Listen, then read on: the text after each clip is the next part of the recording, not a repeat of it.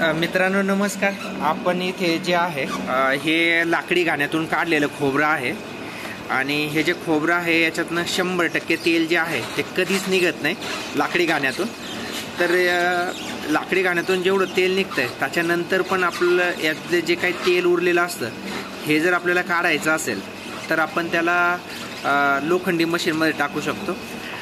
ही जी पेंड आहे ही आपण लोखंडी मशीनमध्ये टाकतो जेणेकरून याच्यातलं जे अतिरिक्त तेल आहे ते आपल्याला मिळतंय आणि पेंड पण चांगल्या क्वालिटीची जी आहे तर ती मिळू शकते.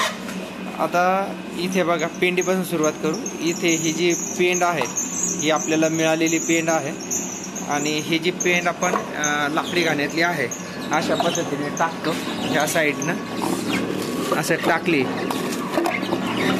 की ती ह्या भागात क्रश होते आणि नेहमी आपण रेग्युलर जसं तेल काढतोय तसं क्रश होऊन इकडे जाते आणि ह्या चेंबरमधून असं खूप चांगलं जे तेल आहे हे तुम्हाला मिळू शकतं. इथे तुम्ही बघू शकता की तेलाचं स्पीड काय आहे आणि एकदम स्वच्छ तेल आणि प्युअर तेल जे आहे हे निघतं.